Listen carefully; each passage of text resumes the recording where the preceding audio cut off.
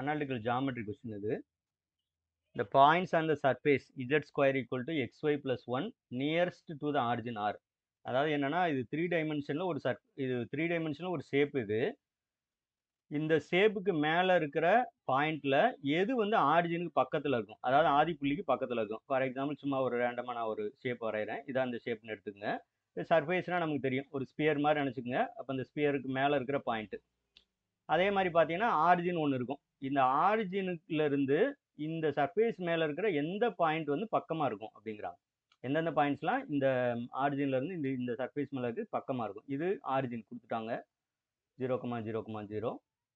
இந்த சர்ஃபேஸ் இந்த பாயிண்ட் கேட்குறாங்க. ஆக்சுவலாக மோர் தென் 1 பாயிண்ட் இருக்குது, 2 பாயிண்ட்ஸ் இருக்குது எல்லா ஆப்ஷன்லையுமே. இதுதான் கொஸ்டின்.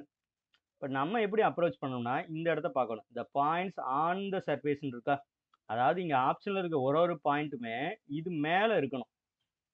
இது மேலே இருக்குன்னா என்ன அர்த்தம், நமக்கு தெரியும். முதல் இருக்கிறது எக்ஸுக்கு வேல்யூ, ரெண்டாவது இருக்கிறது ஒய்யோட வேல்யூ, மூணாவது இருக்கிறது இஜெட்டோட வேல்யூ. அப்போ இதை தூக்கி நான் இதில் சப்ஸ்டியூட் பண்ணேன்னா சாட்டிஸ்ஃபை ஆகணும். சாட்டிஸ்ஃபை ஆகலைன்னா அந்த ஆப்ஷன் எடுத்து விட்டுடலாம். ஏன்னா அந்த பாயிண்ட் இந்த சர்ஃபேஸ் மேலே இல்லைன்னு அர்த்தம்.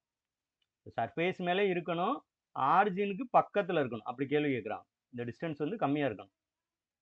சரி, அதான் கேள்வி. அப்போ முதல் கண்டிஷன் என்ன, ஆரிஜின் மேலே இருக்கணும். அப்போ இதை நீங்கள் சப்ஸ்டியூட் பண்ணி பார்க்கணும்.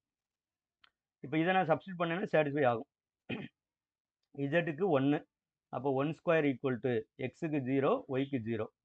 அப்புறம் ஒரு +1 இருக்குது, இந்த 1 மறந்துடக்கூடாது. இது சாட்டிஸ்ஃபை ஆகுது. அதே மாதிரி இதையும் சப்ஸ்டியூட் பண்ணி பாருங்கள் வரிசையாக. எக்ஸுக்கு 0, ஒய்க்கு 0, ஆனால் இஜெட்டுக்கு -1. பட் இங்கே இஜெட்டுக்கு ஸ்கொயர் இருக்கிறதுனால இது +1 தான் மாறிடும். அகைன் இந்த பக்கம் அதே தான் கிடைக்கும் உங்களுக்கு. ஸோ இதுவும் ஓகே. அதுக்காக ஆன்சர் கன்ஃபார்ம் பண்ணக்கூடாது, அடுத்ததுக்கு வரணும். ஓகேவா? ஏன்னா நான் ஒரு கண்டிஷனை தான் செக் பண்ணிட்டு இருக்கேன். அப்போ செகண்ட் ஆப்ஷனுக்கு வரேன். ஆப்ஷன் பிக்கு இப்போ வரேன். சப்ஸ்டியூட் பண்ணி பார்க்குறேன். x1, ஒய்க்கு 0, இஜெட்டுக்கு 0. அப்போ இந்த பக்கம் எனக்கு 0 இருக்கும். ஓகேவா? 0 ஈக்குவல் டு எக்ஸுக்கு பதிலாக 1, ஒய்க்கு பதிலாக 0 +1. அப்போ அது என்ன ஆகுது, எனக்கு 0 ஈக்குவல் டு 1ன்னு வருதா? இது தப்பு. அப்போ இந்த பாயிண்ட் இருக்காது. இந்த பாயிண்ட்டே இல்லைன்னா நீங்கள் இதை செக் பண்ணக்கூடாது, இமீடியட்டாக ஆப்ஷன் எலிமினேட் பண்ணிடணும். ஏன்னா அந்த ரெண்டும் சேர்ந்தானே இருக்கணும். அடுத்து ஆப்ஷன் சிக்கு வருவோம். 0, 1, 0ன்னு இருக்கா, எக்ஸுக்கு 0, ஒய்க்கு 1, இஜெட்டுக்கு 0. அதே கேஸ் தான் வரும் பாருங்க. 0 ஈக்குவல் டு எக்ஸுக்கு 0, ஒய்க்கு 1, இந்த பக்கம் ஒரு +1 இருக்கா, 0 ஈக்குவல் டு 1 அப்படின்னு வருது. கான்ட்ரடிக்ஷன். ஸோ எடுத்துருங்க. இதை நீங்கள் செக் பண்ணி பாருங்கள், சாட்டிஸ்ஃபை ஆகும். சரியா? இந்த கான்செப்ட் வச்சு எலிமினேட் பண்ண முடியாது. இது ஹோம்ஒர்க்குன்னு போட்டுறேன். சரியா? ஹோம்ஒர்க்கு, ஆனால் செக் பண்ண தான் முடியாது, நீங்களாக செக் பண்ணிக்கங்க. அப்போ இதை எப்படி சார் எலிமினேட் பண்ணுறதுனா, இங்கே ஒரு வார்த்தை இருக்குது பாருங்கள், நியரஸ்ட், பக்கத்தில் இருக்கணும் இல்லையா? அப்போ நான் என்ன செய்கிறேன்னா, ஒரு சர்ஃபேஸுக்கு நியரஸ்ட் பாயிண்ட்டாக இருக்கணும்னா இந்த வேல்யூ, அதாவது d2 ஆரிஜினில் இருந்துங்கிறதுனால x² + y² + z², இந்த வேல்யூ வந்து சின்ன நம்பராக இருக்கும். அப்போ தான் டிஸ்டன்ஸ் இது ஆக்சுவலாக d ஈக்குவல்டுன்னு எழுதுவோம். சிம்பிளாக இருக்கனால d² அப்படின்னு எழுதியிருக்கேன். அதை செக் பண்ணி பார்க்கணும் இங்கே. இப்போ இது வந்து நீங்கள் சிம்பிளாகவே பார்த்துடலாம். 0, 0, 1 அப்படின்னா என்ன வரும், 1 தான் வரும் இல்லையா? எக்ஸுக்கு 0, ஒய்க்கு 0, இஜெட்டுக்கு 1. அப்போ இந்த மொதல் ஆப்ஷன் ஏல இருக்க 2 பாயிண்ட்டுக்குமே டிஸ்டன்ஸ் வந்து எனக்கு என்ன வரும் அப்படின்னா d² = 1ன்னு வரும். அப்போ டியும் 1 தான். இங்கே நெகட்டிவாக போடக்கூடாது டிஸ்டன்ஸுங்கிறதுனால. ஓகே, ஆப்ஷன் ஏல இருக்க பாயிண்ட்ஸுக்கும் ஆரிஜினுக்கு இடையில இருக்க டிஸ்டன்ஸ் வந்து 1. அடுத்து நான் என்ன பண்ணுறேன், இதில் இருக்க ஒரு பாயிண்ட் எடுக்கிறேன். இப்போ 0, 1, 1 எடுத்துக்கிறேன்னு வச்சுக்கோங்க. இதுக்கு பாயிண்ட் சப்ஸ்டியூட் பண்ணுறேன். d² = இதில் இதை சப்ஸ்டியூட் பண்ணணும். எக்ஸுக்கு 1, சாரி எக்ஸுக்கு 0, எக்ஸுக்கு 0, ஒய்க்கு 1, இஜெட்டுக்கு 1. அப்போ 0² + 1² + 1², தட் இஸ் 2. Okay, d² = 2. அப்போ d வந்து என்ன வரும்னா √2ன்னு வரும். +√2 தான், மைனஸ் போடக்கூடாது. இப்போ இந்த நம்பர் 1 விட இது பெரிய நம்பர், கரெக்டா? அப்போ இதோட டிஸ்டன்ஸ் அதிகமாக இருக்குது. அப்போ நான் என்ன செய்கிறேன்னா இந்த ஆப்ஷனை எடுத்துறேன். இப்போ தான் ஆப்ஷன் ஏ கன்ஃபார்ம் பண்ணேன். எப்படி கொஸ்டின் கேட்டாலும் நம்ம கொஞ்சம் டிஃப்ரெண்ட்டாக யோசிக்கணும். யோசிச்சா என்ன அப்படின்னா நமக்கு டைம் வந்து சேவ் ஆகும்.